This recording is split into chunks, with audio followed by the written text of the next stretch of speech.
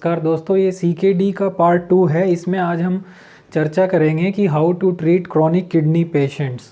Chronic kidney patient जो हैं, जो रेनल फेलियर के जो पेशेंट्स हैं, उनको हम पूरी तरीके से किस तरीके से देखा जाए, कैसे उनका ट्रीटमेंट किया जाए। क्योंकि देखिए इसमें बहुत सारे कॉम्प्लिकेशंस होते हैं। अगर आपका डायलिसिस एक लंबे टाइम से चल रहा है, मान लीजिए 3-4 साल या 5-7 साल हो गए हैं, तो इसमें बहुत से कॉम्प्लिकेशंस आगे चल कर आते हैं। बहुत सारे ऐसे ऑर्गन्स हैं जो धीरे धीरे इफ़ेक्टेड होते हैं इस बीमारी के कारण। तो आज उसी के बारे में हम कुछ मेडिसिन्स के बारे में डिस्कस करेंगे और ये देखेंगे, कई बार देखने में आता है कि कुछ पेशेंट्स बोलते हैं कि हमारा डायलिसिस तो बहुत लंबे टाइम से चल रहा है, और कुछ ऐसे पेशेंट देखने को मिलते हैं जिनका डायलिसिस 15-20 दिन या 1-2 महीने चलने के बाद उनकी किडनी जो है फंक्शन करने लगती है प्रॉपर। तो इसी चीज़ को आज हम समझेंगे और पूरी मेडिसिन्स की डिटेल, कौन कौन से ऑर्गन जो इफ़ेक्टेड हो सकते हैं और उनकी क्या क्या मेडिसिन है जो पहले से ही साथ में देनी चाहिए, तो इसी के बारे में आज हम सब डिस्कस करेंगे। तो मेरे YouTube चैनल HM4U रुड़की में दोस्तों आपका बहुत बहुत स्वागत है। तो चलिए शुरू करते हैं। दोस्तों, कल हमने एक वीडियो बनाया था जो कि क्रॉनिक किडनी पेशेंट्स के लिए था। उसमें हमने 3-4 मेडिसिन जो स्पेसिफिक थी वो किडनी के लिए ही थी, जो हमने डिस्कस करी थी। अक्सर हमको देखने को मिलता है, बहुत से पेशेंट ये शिकायत लेके आते हैं कि हमारा डायलिसिस तो कितने टाइम से हो गया चल रहा है और हमें कोई आराम नहीं हुआ। तो देखिए दोस्तों, डायलिसिस सिर्फ एक आर्टिफिशियल किडनी है जो कि आपको हमेशा कराना पड़ता है। इसमें फेलियर जो है, आपका फेलियर किस टाइप का है ये डिपेंड करता है। कई बार ऐसा देखा गया है कि कुछ पेशेंट्स को जो है 1-2 महीने या 15-20 दिन में ही डायलिसिस बंद हो जाता है और इनकी किडनी फंक्शन करने लगती है। तो सबसे पहले दोस्तों इसी चीज़ को समझते हैं। अक्सर ऐसा होता है, अगर आपकी किडनी डायबिटीज़ या BP के कारण धीरे धीरे फेल हो रही है, मतलब एक लंबा टाइम लेती है फेलियर होने में, जैसे 3-4 साल लेती है, 5 साल लेती है, तो जो किडनी धीरे धीरे फेल हुई है वो एक तरह का आपको कंप्लीट रेनल फेलियर है। उसमें आपको डायलिसिस कराना पड़ता है लंबे टाइम तक, लास्ट तक, जब तक, क्योंकि डायलिसिस से ठीक तो होती नहीं, वो एक टेम्परेरी किडनी है जो कि आपको मशीन के द्वारा फ़िल्टर किया जाता है खून को। तो ऐसा केस उन केसों में देखने को मिलता है जिनका लंबे टाइम के बाद जो किडनी फेलियर है, BP से हो चाहे वो डायबिटीज़ से हो। और कुछ पेशेंट जो ऐसे होते हैं जिनका डायलिसिस थोड़े ही टाइम के लिए चलता है, जैसे 10-15 दिन के लिए चला और फिर किडनी फंक्शन में आ गई। वो ऐसा होता है कि अचानक से कोई इन्फेक्शन ऐसा आ जाए कि किडनी अचानक से फंक्शन बंद करना कर दे। तो उसमें क्या होता है, कंप्लीट फेलियर नहीं होता है, कई केसेस में वो आपका जो है डायलिसिस करने के बाद फिर से फंक्शन में आ जाती है। तो अक्सर ऐसा देखने को मिलता है, पेशेंट शिकायत करते हैं। तो उनकी शिकायत का ये आंसर है कि अगर आपकी किडनी डायबिटीज़ या BP से फेल हो रही है तो वो एक लंबे टाइम के बाद फेल होगी और परमानेंट फेलियर होता है। उसका एलोपैथिक में सिवाय ट्रांसप्लांट के या डायलिसिस के कोई और इलाज नहीं है। होम्योपैथिक मेडिसिन्स कल आपको बताई गई थी, 3 जो बताई थी। अब मैं इसमें आगे चलता हूँ। देखिए क्या होता है कि जैसे लंबे टाइम से पेशेंट का डायलिसिस चल रहा है तो उसको बहुत सारी कॉम्प्लिकेशंस होने की और ऑर्गन में भी खतरा बना रहता है। जैसे बात करें सबसे पहले हार्ट की, जो बहुत मेन ऑर्गन है, तो हार्ट में जो है क्या होगा आपका, कई बार डायलिसिस अगर लंबे टाइम तक चलता है तो ज़्यादा इम्प्योरिटी होने की वजह से ब्लड में, जब वो ब्लड जो है हार्ट में भी जाएगा तो उससे हार्ट को भी डैमेज होता है और हार्ट की जो वॉल्स हैं उनमें एक ब्लॉकेज पैदा हो जाता है। तो इसी के लिए हार्ट की भी अगर आप मेडिसिन साथ साथ लगाएं ब्लॉकेज के लिए, हमारे पास लोड हार्ट ब्लॉकेज कॉम्बिनेशन के नाम से मेरी पहली वीडियो है, उसमें जो है मैंने 3 मेडिसिन बताई थी, arnica Montana mother tincture, Crataegus mother tincture और अर्जुना मदर टिंचर। इन तीनों को इक्वल मात्रा में आपको मिला लेना है और इसकी 50 से 60 बूंद 2 बार देनी है आपको, आधे कप गर्म पानी में, ल्यूकवार्म वाटर में। तो अगर लॉन्ग टाइम के लिए अगर हार्ट में भी ब्लॉकेज का खतरा बना रहता है तो एक अगर ये मेडिसिन आप शुरू में ही स्टार्ट कर देते हैं तो इससे आपका हार्ट भी प्रोटेक्ट रहेगा, ब्लॉकेज की संभावना कम हो जाएगी। तो पहली तो ये बात थी हार्ट की, जिनको लॉन्ग टाइम डायलिसिस चलते हैं, ये कॉम्प्लिकेशन, मतलब सबको नहीं लेकिन प्राय जो है ये देखने को मिलता है 20-30% केसेस में। अब आगे चलते हैं फिर लिवर क्यों है। लिवर देखिए एक बहुत इंपॉर्टेंट ऑर्गन है हमारा, जिनको डायबिटीज़ के कारण है आपकी जो किडनी फेलियर है, तो उस केस में कई बार लिवर में जो है फैटी लिवर भी हो जाता है, या बहुत से लोग अल्कोहल भी पीते हैं जैसे। तो लिवर का अगर फंक्शन ख़राब होगा तो आपको बहुत सारी दिक्कत होएगी, जैसे इंडाइजेशन है या फिर कॉन्स्टिपेशन है, आईबीएस है, इरिटेबल बाउल सिंड्रोम जिसमें कभी आपको डायरिया होगा, कभी कॉन्स्टिपेशन होगा, तो लिवर के लिए भी अगर आप शुरू से ही डायबिटीज़ वाले या और भी जो पेशेंट हैं, हमेशा 2 मेडिसिन याद रखें। इसमें एक तो है एंडोग्राफिक्स पेनिकुलेटा जिसे हम कालमेघ मदर टिंचर के नाम से भी जानते हैं, और दूसरी एक मेडिसिन है चैलिडोनियम मैजस मदर टिंचर है ये भी। इन दोनों को अगर आप मिला के 30-30 बूंद लेते हैं, 30-35 बूंद इनकी भी अगर 2 बार लेते हैं सुबह शाम, तो ये एक बहुत ही इफेक्टिव रिजल्ट देगा। आपका लिवर जो है कभी भी इतनी जल्दी ख़राब नहीं होगा। मतलब लिवर में होता क्या है कि डैमेज तो बहुत उसके बाद होता है क्रिटिकल सिचुएशन के, लेकिन लिवर फंक्शनिंग अगर बिगड़ती है तो बहुत सारी प्रॉब्लम्स हमारे शरीर में पैदा होती हैं उससे। लिवर एक, मैं कहूँगा एक सेंट्रल पार्ट है एक तरह से, मैं ऐसा मानता हूँ। लिवर को ठीक रखोगे तो बहुत सारी चीज़ें आपकी ऑटोमेटिक सही रहेंगी। तो इसके लिए 2 चीज़ें बताई, एक चैलिडोनियम मैजस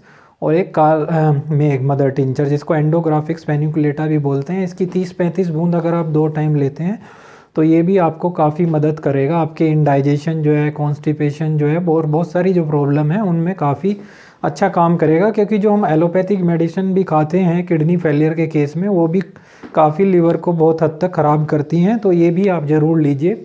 अब बात करते हैं लंग्स की। देखिए लंग्स का भी बहुत बड़ा इंपॉर्टेंट रोल है इसमें। लंग्स में क्या होता है, जो किडनी पेशेंट होता है उसको सांस फूलने की तकलीफ़ बहुत ज़्यादा होती है, कार्डियक अस्थमा जिसको बोलते हैं, एकदम से उसकी सांस फूलने लगती है। तो इस केस के लिए मैंने एक पहले भी फर्स्ट न्यू ईयर पे एक वीडियो बनाई थी।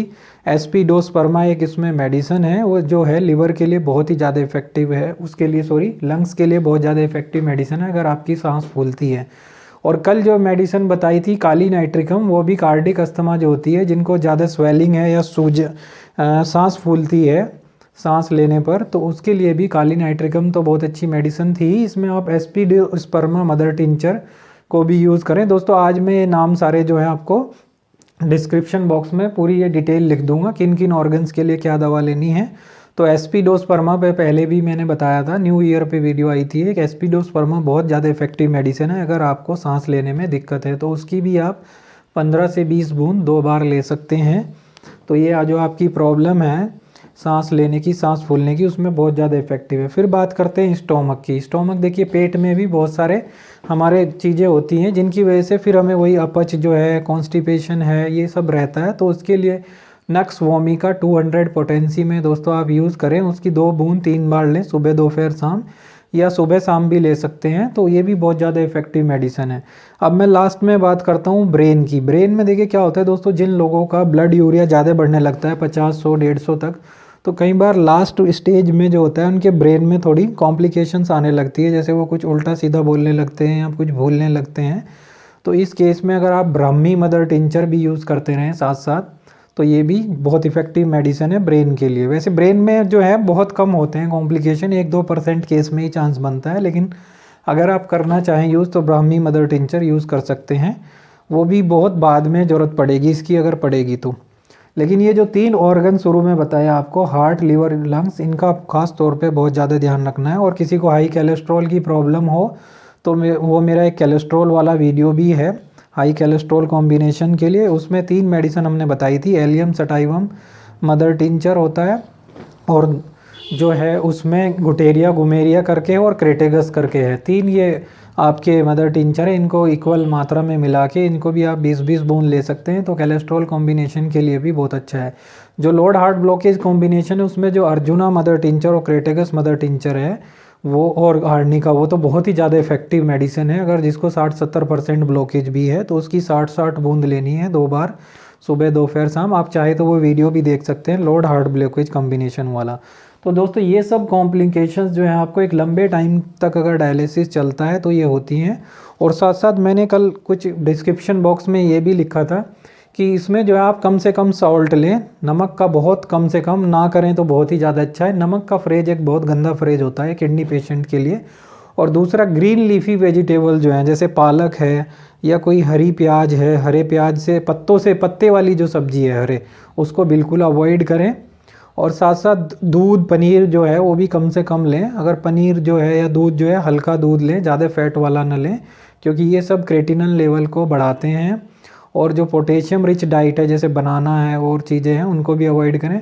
और दोस्तों पानी का आपको किडनी एक फेलियर होने का कारण जो है वो पानी भी है। शुरू में तो आप पानी कम पीते हैं बहुत, तो उसकी वजह से भी किडनी पे एक लोड पड़ता है, लेकिन जब आपका डायलिसिस चल रहा हो तब आपको पानी कम करना है।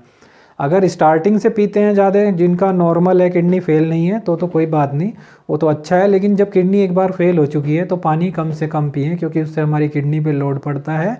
और डायलिसिस में भी आप देखते हैं पानी भी निकलता है साथ साथ, तो इसलिए बोलते हैं पानी कम पीजिए, पानी कम से कम पीजिए। हालांकि गर्मियों में थोड़ा ज़्यादा महसूस होता है, लेकिन अगर आप पानी को कम से कम रखेंगे, एक बार जब किडनी फेल हो चुकी है तब पानी ज़्यादा मत पिए। अगर डायलिसिस चल रहा है तो ये भी एक बहुत बड़ा फैक्टर है। तो इसमें जो है, इस बीमारी में कॉम्प्लिकेशंस जो हैं और प्रिकॉशंस जो हैं वो बहुत ज़्यादा हैं दोस्तों। तो मैंने जो सारी मेडिसिन बताई, बाकी आपको किडनी की जो कल 3 मेडिसिन बताई थी, एक तो हमने बताई थी वो ईल मछली से जो बनती है ईल सीरम, वो बहुत इफेक्टिव मेडिसिन है। काली नाइट्रिकम और NL2 blood urea creatinine drops, वो तो ले ही लें।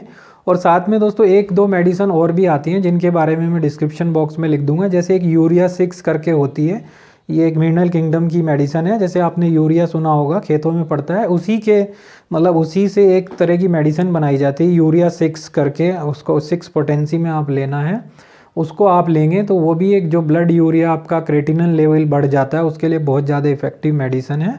उसको लेने का तरीका भी मैं उसको साथ साथ डिस्क्रिप्शन बॉक्स में लिख दूंगा। और किसी अगली वीडियो में मैं इन सब के बारे में, जैसे आपकी एस्पिडोस्पर्मा है, ईल सीरम है या यूरिया है, इनकी एक डिटेल वीडियो भी बनाऊंगा। तो आज ये किडनी पेशेंट्स के कॉम्प्लिकेशंस के बारे में था और कैसे उन्हें ट्रीट करें, कैसे समझाएं, क्यों उनका डायलिसिस लंबे टाइम तक चल रहा है, क्यों नहीं रुक रहा है, क्योंकि इनको परमानेंट रेनल फेलियर है। अगर आप होम्योपैथिक मेडिसिन लेते हैं तो ही ये बंद हो सकता है, वो भी आपको 1-1.5 साल तक दवाई और फरेज बहुत ज़रूरी करना पड़ेगा।